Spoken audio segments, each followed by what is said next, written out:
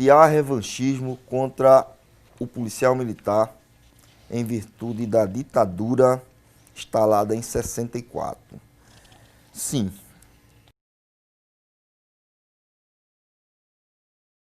Houve revanchismo e ainda há. Um tremendo preconceito de pessoas mal informadas, né?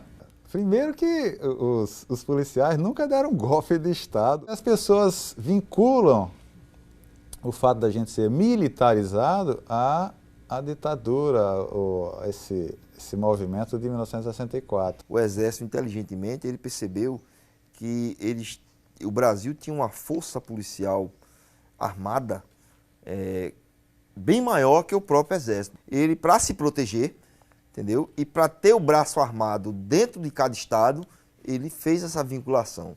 O policial militar é uma pessoa que pensa, sabe o que quer e faz da melhor forma o seu serviço de melhor servir a comunidade. Se ele entende que aquilo é um sacerdócio, então ele abraça, se especializa e ele vira realmente um policial militar de excelência.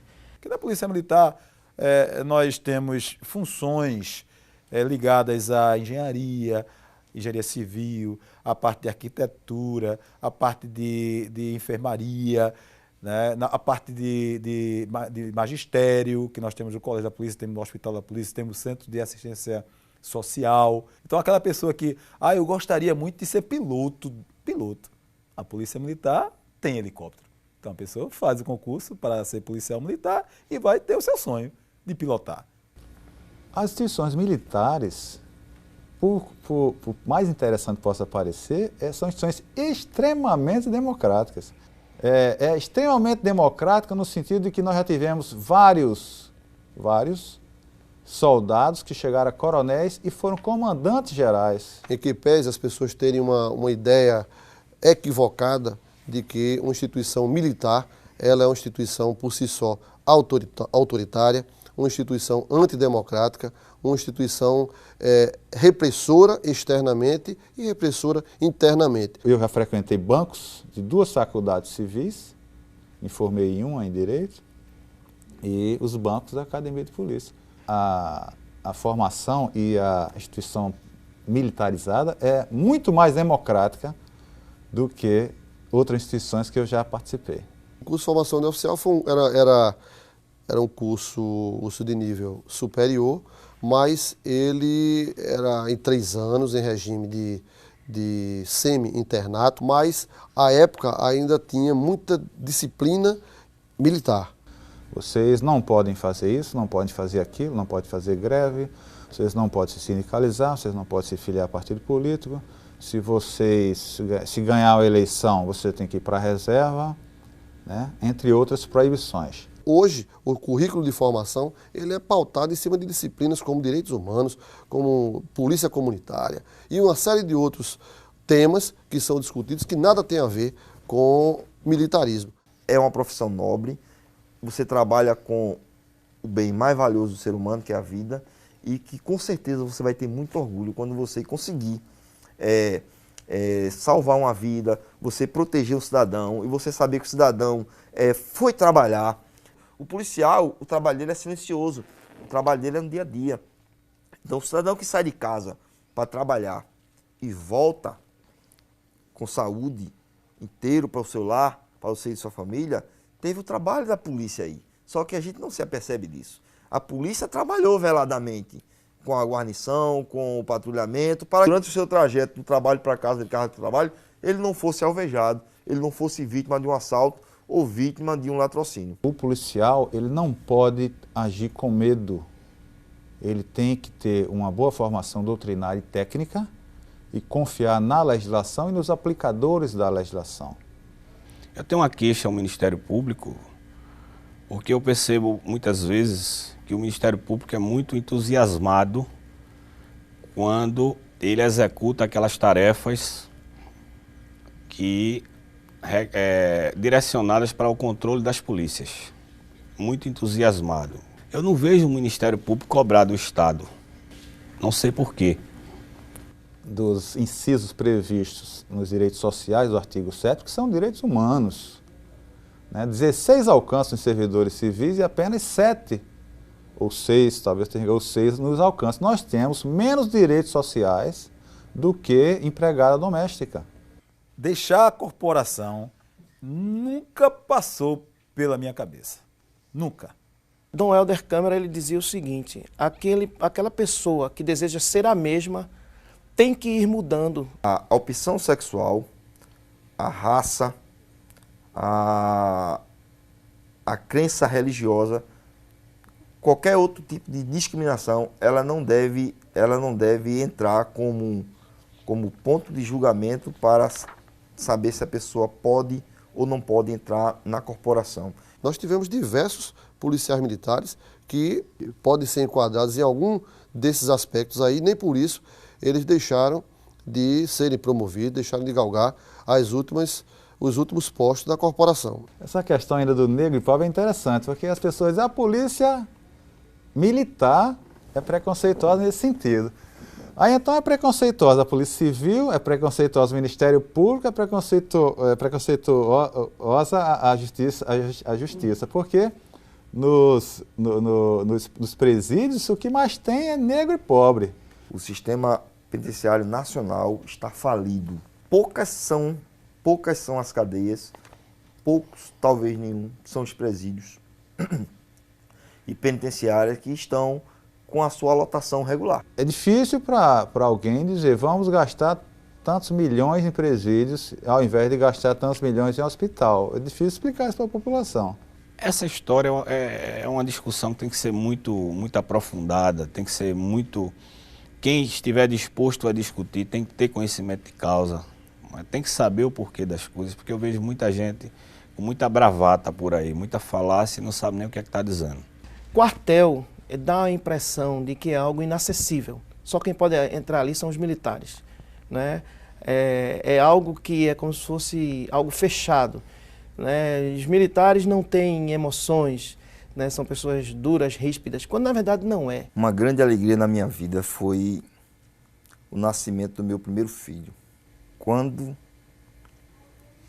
ele nasceu foi muito bom, muito bom. Eu acho que essa foi a maior alegria da minha vida.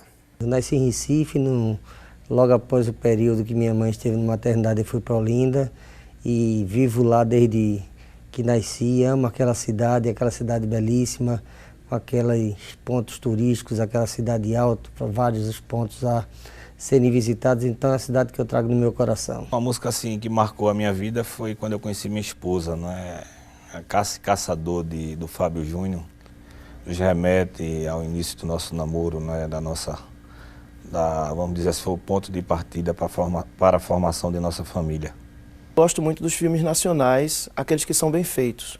Um filme que eu reputo por bem feito, consegui uma cópia dele, apesar dele não ter sido muito distribuído, foi O Baile Perfumado. Um dos primeiros livros que me marcou foi um livro, eram várias histórias escritas por Voltaire.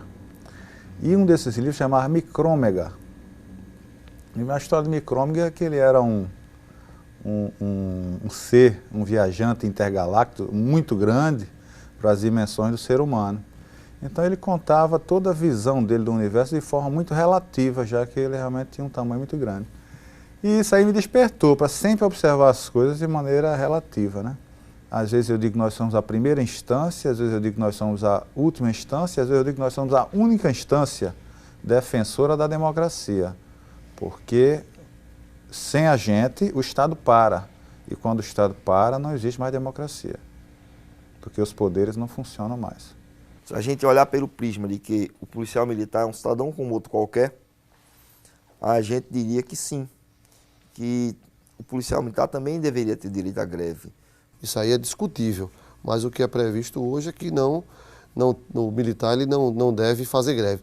Isso é justo ou injusto? Não sei, talvez quando essa legislação surgiu, talvez tenha tido lógica, e pode ser até que tenha. Só que existia compensações. Vocês não podem fazer isso. Em compensação, vocês vão ter uma lei previdenciária diferenciada, vocês vão ter uma lei de remuneração diferenciada, uma série de diferenças que compensaria no balanço, no contrapeso, né? A gente precisa balancear essa coisa do policial ter direito à greve e a sociedade ser penalizada. Porque um motorista de ônibus que faz greve, a gente vai ter apenas um monte de gente sem trabalho, um monte de gente sem pegar ônibus, um monte de gente pegando táxi, um monte de gente andando a pé. Na hora que o policial militar ele faz greve, a gente vai ter um bocado de gente morta. Uma profissão que você sai de casa, coloca uma arma na cintura e um colete à prova de bala, uma profissão que você é morto simplesmente por exercer aquela profissão. Você pode ser assaltado na rua e simplesmente por você ser policial, você pode ser morto. Policial militar, ele não pode ser chamado de burro de forma alguma. Se a gente só puder ter esse benefício dos servidores civis desmilitarizando, vamos nos desmilitarizar. É isso que eu defendo. A sociedade sente o valor da polícia quando ela precisa da polícia. É aquela polícia que tem essa missão de preservar a ordem pública, contribuindo para a contenção da violência no Estado. A gente tem problema, às vezes, numa família com 3 filhos. Filho do mesmo pai e da mesma mãe, e totalmente diferente um do outro. Imagine com 20 mil homens. A Polícia Militar é uma instituição extremamente injustiçada. Uma minoria mal informada, uma minoria, às vezes, ideologicamente contaminada. Às vezes a gente vê essa minoria ter voz muito pungente em detrimento da maioria. Eu vejo a Secretaria de Defesa Social hoje como órgão que ingere mais do que contribui. Ela adentrou muito na seara da Polícia Militar. A classe política, de uma maneira até muitas vezes irresponsável, não é?